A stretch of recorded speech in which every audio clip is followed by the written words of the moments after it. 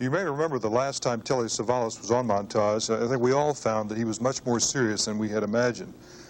We had a tremendous response to that interview, and so now that I've got another chance to get Telly, I'd like to pick up where we left off, Telly, because at that time you said, almost at the end of the interview, that you thought Sigmund Freud was a monster and you really were down on him. What really were you talking about? Sigmund Freud was an intellect to be admired because he was interested in the human personality.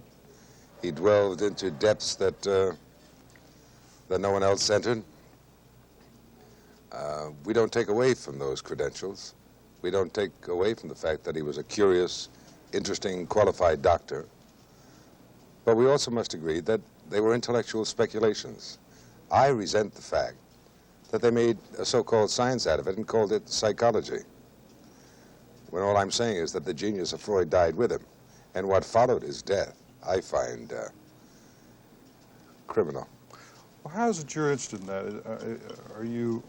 It's unusual, that, not just that you're in show business, but it's unusual for anybody to be that concerned about a psychiatric technique or method. How did you happen to get to care about that so much? Well, carefully we use the word psychological technique. And here again, if they called it an art form, I would go along with it. But they called it a science. Yeah. And as I say, I speculated in psychology for a while, doing pre-medical work, waiting for medical school to open up, and then went on, since a medical school wasn't open to me at the time, to do graduate work in psychology. So you didn't start out to be an actor or to be in show business? Oh, no. What were you going to do? I was going to be a doctor, follow my uncle's footsteps, become a psychiatrist, like Sigmund Freud. Yeah. What happened?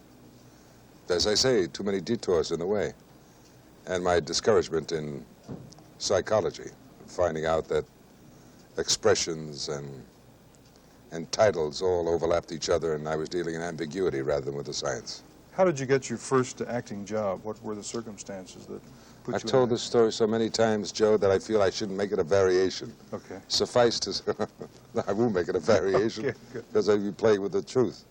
Suffice to say that I was as far removed from show business as you can get some 17 years ago. Good Lord, I'm a veteran. 1960.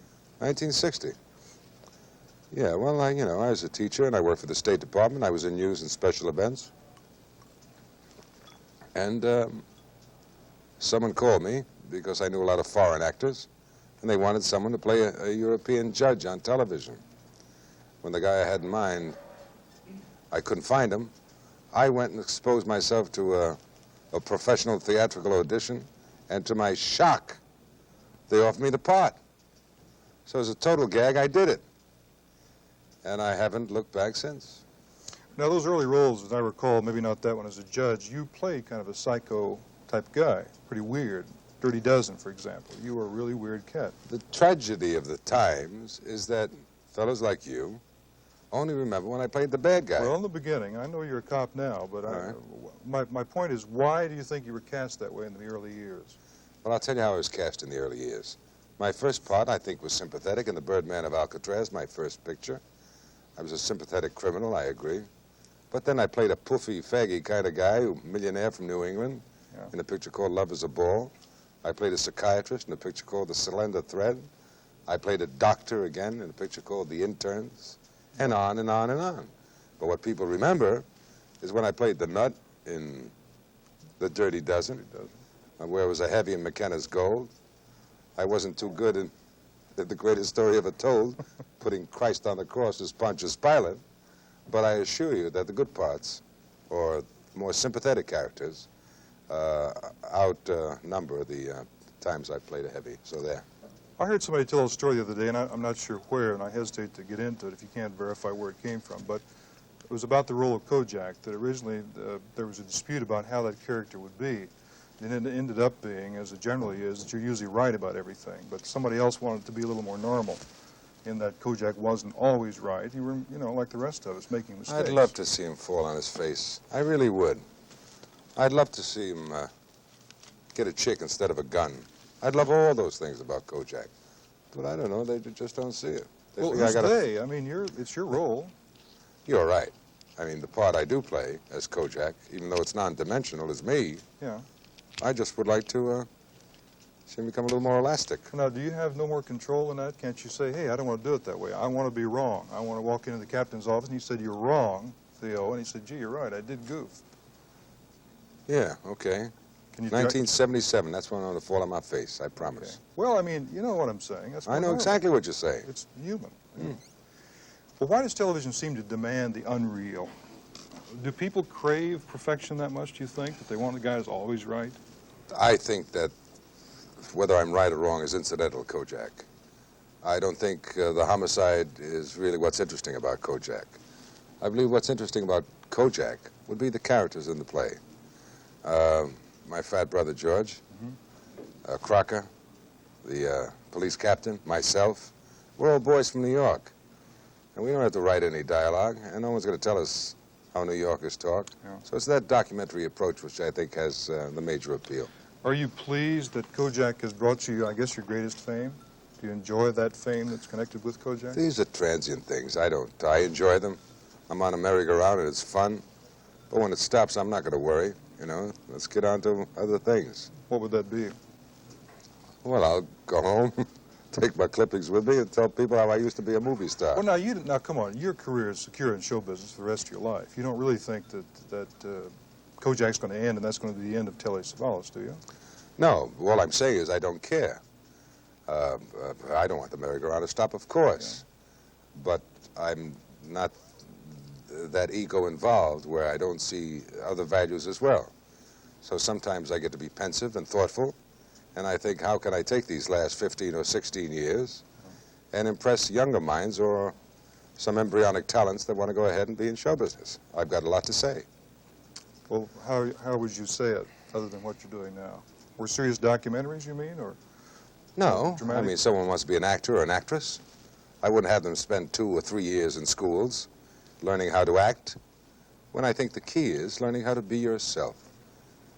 Like you, no one's going to teach you how to laugh and smile and cry. Joe, you've been doing it for what, 30 years? You're 30, aren't you? A little older. All right, About 32 43. years. You're my age. Yeah. And just that naturalness of you, if put on the screen, is what you really have for sale. Yes, but what bothers me, Telly, is that the people who seem to run television today want to create just the exact opposite, artificiality. They stick in laughs when they weren't really there. They put in laugh tracks for situations which didn't cause real people to laugh, and that bothers me. It bothers me, too. Yeah. I wonder why we let it happen. Well, let's change it. Well, you're Unless in a you're better going to put a laugh position track than I on am. this after our conversation, we're going to find people laughing or applauding. Do you miss a sense of privacy, which obviously you don't have? You're sitting in a room here with 100 people looking at you talk. Does that ever bother you that you No, can't it be more doesn't. anonymous? From day one, I've always had a love affair with people. I enjoy them. In fact, I used to pursue them. All kinds of people. My job now has become a lot easier because they pursue me. Some of them, not everybody. But if they're looking to pursue an old, ugly gorilla, I'm just up for grabs, baby. Now, you don't think you're ugly. I know last time we were together, you said you were telling the story about your mother when you got the part in The Greatest Story Ever Told. A great story, by the way. That is true. She couldn't imagine you were going to play Pontius, you were going to play No, Jesus. of course. How do you look at yourself? Realistically, I think I'm a lot cuter than I think I am. You serious now? You know, is Of that course I'm serious. Okay. All right. When I look at myself and I say, you're gorgeous, Telly. But these are private conversations I hold with myself. Yeah. I'm using you as a confessional now, and you're exposing me. Yes, I'm cute. Good. Okay. Everybody seems to agree. If you let your hair grow, what would it look like? If I let my hair grow, you'd look bald. I'm hairier than my brother George. Do you have a receding hairline? Is it- Receding? Yeah. Or would you That's- be bald? No. You would have a pretty good head of hair. Yes. Gray? Gray? I don't know. I'm afraid to look. When's the last time you let it go out? The last time was when I put Christ on the cross. Yeah? If you'll pardon the expression. In the movie? In the movie. Yeah. You don't think you're talking to the original cast, do you? Well, I don't know. You know, tell us a little bit about it personally. Do you shave yourself every day? Shave myself every day. You don't have a barber do it, or Barber, no. no? Do it yourself. It's a little Well, affected. Have a barber do what? Shave our face? Well, I don't I know. just got a lot of face to shave in the morning. Yeah, yeah. Hi, gorgeous. Just looking at somebody off camera. Do you watch a lot of television yourself? No. I watch things like news. I cover that all, you know, just following through my interest of the things I used to do before. Yeah. News, special events, shows like yours, Joe, interviews, fascinate me. Things coming out of Washington now. I mean, the Nixon thing, and now with Birdman. Yeah. You know, you like to look at faces and evaluate situations. How much longer do you think Kojak's going to last? 5 minutes after I get bored with it, or I sense that the public is. But as long as they show an interest in the series, then it behooves me to continue. How about the whole violence question? Do you think it's been a violent show in the past, yourself? Well, it's a show about the lieutenant of homicide. Now, Telly is a responsible guy. What is he going to do about it? You very rarely, if ever, see Kojak pull a gun or flash anything. He's a guy who tries to go another way. Talk to people. Yeah. Psychology. Hey, you know, we're from the same streets. They're not going to kid me. Right. And that's the approach of Kojak. I think it's a non-violent show, and I hope, even though he uses the jargon of the neighborhood, that people see that he abhors violence. Well, Telly, I've always been bothered by the fact that television portrays, let's talk about police work, for example, in a very distorted way. Now, most police officers have never fired a gun in anger. Most, I know a lot of guys have been in homicide 30 years, never pulled their gun, arrested Right. everybody because Absolutely. they knew how to do it. Right. But the average child, let's say, who watches television, the average police show, thinks that cops live in a hail of bullets, which isn't true, or that life is a series of mayhem. And God knows there is a lot, but there's not that much. Do you ever worry about distorting real life in terms of television to people? Not just kids, but people. Yeah, I say it bothers me. I also publicly state that I don't like heroes, whether on the right side or the wrong side. Yeah. I don't like using violence as an attractive form. I find it abhorrent, and publicly stated. Now, if Kojak is guilty, let's get it off the air. Let's get all these slobs off the air. These two-fisted macho heroes. Yeah. I don't see Kojak that way. I see him as a kid who grew up in the neighborhood.